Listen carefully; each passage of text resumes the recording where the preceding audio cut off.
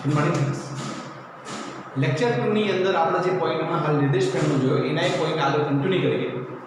તો શરૂઆતનો પહેલો પોઈન્ટ આવે છે સ્થાન, સ્થાનાંતર અને પટલંબાઈ. આમ બહુ ઇઝી છે પણ તમારા ઉપર ડિપેન્ડ કરે છે તમે કેવી રીતે સમજો છો. મજા આવે ખરેખર ચેપ્ટર બિગિનિંગ્સના ભણવાની.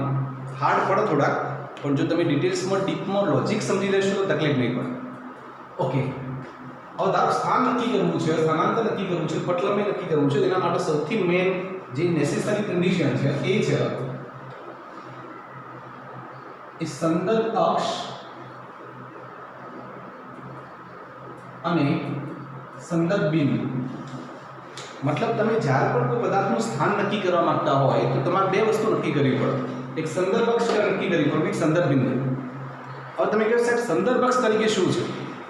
સંદર્ભ અક્ષ તરીકે નોર્મલી ભાષામાં આપણે કાર્ટેશિયન યામ પદ્ધતિનો ઉપયોગ કરી શકીએ છીએ. આ રીતે તમને ખબર છે આ x યામ છે, આ y યામ છે અને z યામ છે.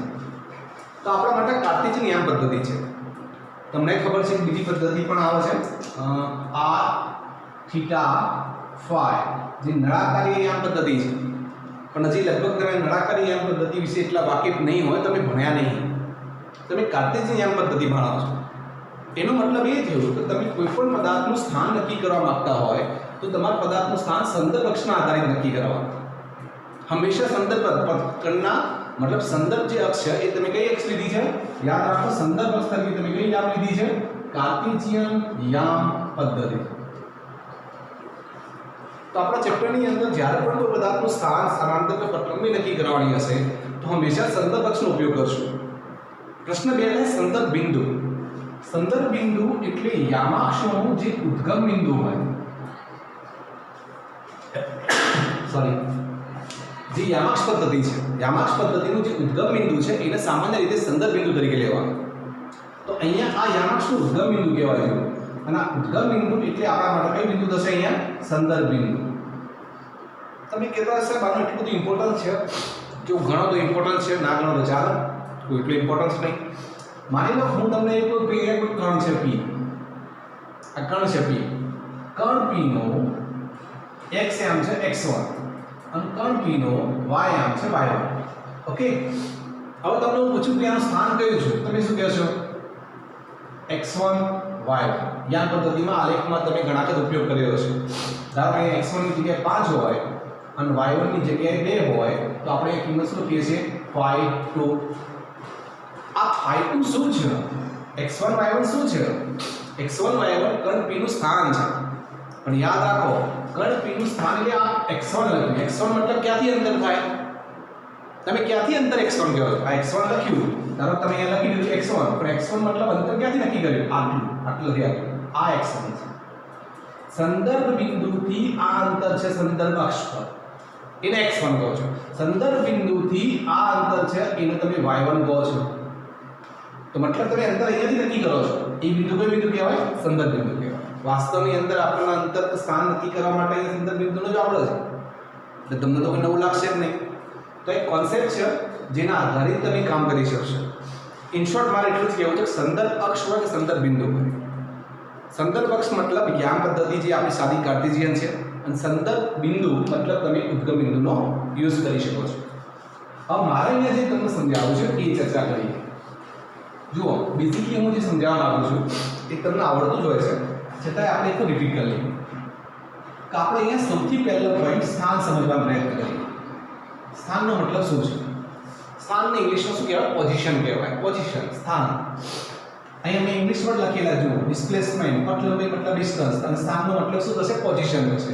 લખવાનું કારણ એ છે કારણ કે ઘણા લોકો ધારો જે સારા માર્ક્સ લાવ્યા હોય 10માની અંદર, જેને JEE નીટ માટે તૈયારી કરવી હોય તો ઇંગ્લિશ મીડિયમની બુકનો યુઝ કરતા હોય તો એ વખતે એમને ખબર પડે કે ડિસ્પ્લેસમેન્ટ મતલબ સ્થાનાંતર અને ડિસ્ટન્સ એટલે પટલંબાઈ. તો ખાલી વર્ડ લખેલા છે, બાકી આપણે વધુ યુઝ ના કરી શકીએ, તમે જાણો છો. તો મારે તમને સૌથી પહેલાં અહીંયા એક શબ્દ સમજાવો છે, સ્થાન. ઓકે, સ્થાન સમજાવવા માટે હું ધારો કે અહીંયા યામાક્ષ પદ્ધતિનો યુઝ કરીશ. આ રીતે આ મારી x યામ છે. ઓકે, આ મારી y અક્ષ છે. હવે હું ધારો તમને પ્રશ્ન પૂછું કે ભાઈ કણ શરૂઆતમાં અહીંયા છે, આટલું આ સ્થાન છે, એ સ્થાન, બરાબર? શરૂઆતમાં કણ ક્યાં છે? સ્થાન અહીંયા. હવે કણ A નું ઉદ્ગમ બિંદુથી આ અંતર, એ અંતરને કહી દો અંતર x1.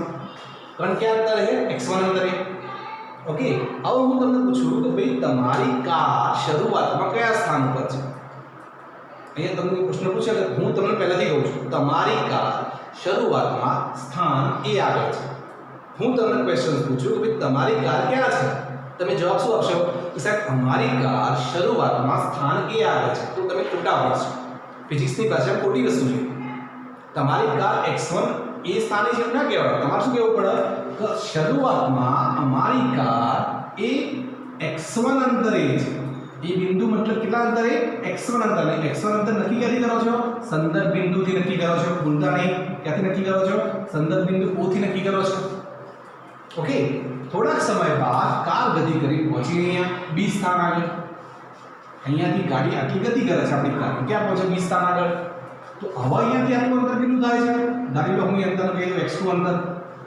કેટલું અંતર કહેવાય x2 અંતર કહી શકીએ આપણે ઓકે હવે હું તમને પ્રશ્ન પૂછું કે તમારી કાર ક્યાં છે હવે તો તમે એવું કહો સાહેબ કાર B સ્થાને છે ખોટું રોંગ એ નહીં કહેવાનું આપણે શું કહેવાનું હવે કાર ક્યાં છે તો આપણે એવું કહેશું હવે મારી કાર ઉદ્ગમ બિંદુથી x2 અંતરે ઉદ્ગમ બિંદુ શબ્દ નહીં વાપરો ચાલશે એટલે સંદર્ભ બિંદુના આધારિત જ કામ કરીએ છીએ એટલે આપણે એવું જ કહેવાનું કે હવે મારી કાર x2 જેટલા સ્થાને છે શરૂઆતમાં કાર કેટલા સ્થાને હતી x1 સ્થાને હવે કેટલા સ્થાને છે x2 સ્થાને છે ખબર પડે ના પડે એકદમ ઈઝી છે જુઓ તો સ્થાનનો મતલબ જે નોર્મલ આપણે કહેતા હોઈએ છીએ કે નોર્મલ ભાષામાં આપણે એવું કહીએ છીએ કે મારી કાર ક્યાં છે સ્થાન A આગળ અથવા સ્થાન B આગળ એ નહીં અહીંયા તારે મારે સ્થાન વ્યાખ્યાયિત કરવું હોય તો મારે એવું કહેવું પડશે કે શરૂઆતમાં મારી કાર ક્યાં છે તો ઉદ્ગમ બિંદુથી x1 અંતરે પછી કાર ક્યાં છે તો x2 અંતરે ક્યાંથી અંતર હોય x2 હંમેશા સંદર્ભ બિંદુ ક્યાં લેવાનું ઉદ્ગમ બિંદુથી લેવાનું તો આ શરૂઆતનો પહેલો કોન્સેપ્ટ છે સ્થાનનો છે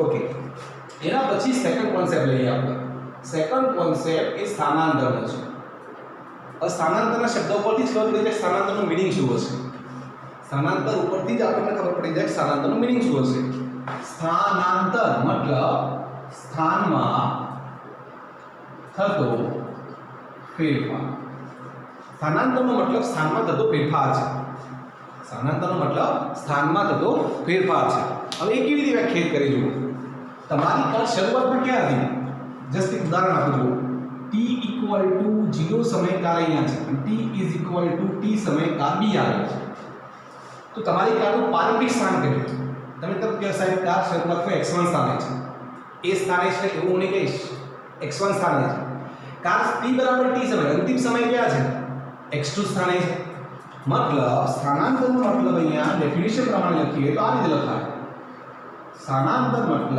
અંતિમ સ્થાન માઈનસ પ્રારંભિક સ્થાન આ જે ફેરફાર શબ્દ છે ને ફેરફારનો મતલબ ડિફરન્સ છે તફાવત છે ફેરફારનો મતલબ ડિફરન્સ છે તફાવત છે ઓકે તો બરાબર સમજો સ્થાનાંતરનો મતલબ અંતિમ સ્થાન માઈનસ પ્રારંભિક સ્થાન થાય હવે અંતિમ સ્થાન કેટલું છે અહીંયા t = t સમયે અંતિમ સ્થાન કયું હતું તો આપણે તરત કહીએ સાહેબ અંતિમ સ્થાન છે x2 માઈનસ પ્રારંભિક સ્થાન કયું છે x1 તો સ્થાનાંતરનો મતલબ શું થયો x2 - x1 અને એ સ્થાનાંતરને આપણે સામાન્ય રીતે કયા સિમ્બોલથી બતાવીએ છીએ ડેલ્ટા x આ ડેલ્ટાનો મતલબ શું થાય યાદ રાખો ડેલ્ટાનો મતલબ ફેરફાર બતાવે છે ડેલ્ટા જ ફેરફાર સિમ્બોલ છે x એ સ્થાન છે સ્થાનમાં થતો ફેરફાર એટલે કે સ્થાનાંતર સ્થાનમાં થતો ફેરફાર એટલે સ્થાનાંતર તો ડેલ્ટા x નો મતલબ શું થયો x2 - x1 ઓકે હજી બરાબર ધ્યાન આપો x2 શું છે યાદ રાખજો x2 અંતિમ સ્થાન છે x1 શું છે પ્રારંભિક સ્થાન છે આકૃતિની અંદર ડેલ્ટા x ક્યાં છે તો આ x2 માંથી x1 બાદ કરો મતલબ આટલું ડિસ્ટન્સ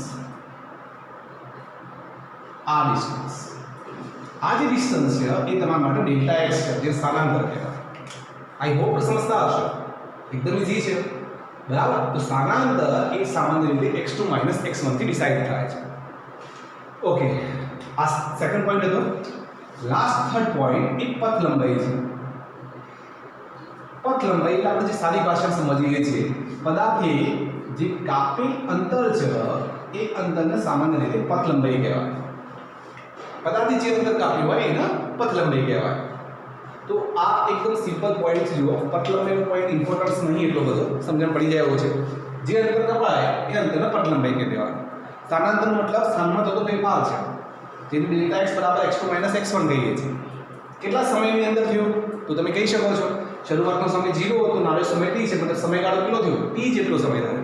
અંતિમ સમયમાંથી પ્રારંભિક સમય બાદ કર્યો, સમયગાળો થઈ ગયો. આ સ્થાનની વાત કરી, બરાબર. સ્થાન એટલે આપણે એવું ના કે t બરાબર 0 સમય કાળ ક્યાં છે, સ્થાને આગળ નહીં, એવું નહીં.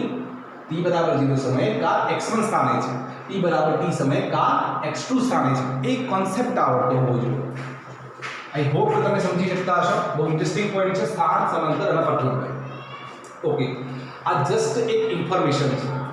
નેક્સ્ટ લેક્ચર્સની અંદર હું તમને સ્થાન, સ્થાનાંતર, પટલંબાઈ વિશે થોડું હજી પણ ઘણું બધું કહીશ. તો આ પોઈન્ટ પૂરો નહીં થઈ ગયો. યાદ રાખો, કોઈ વસ્તુ તૈયાર નહીં કરવાની, જસ્ટ લોજિક સમજવાનું છે, જેથી આગળના પોઈન્ટ આવડે. ઓકે, સ્ક્રીનશોટ લઈ લેજો.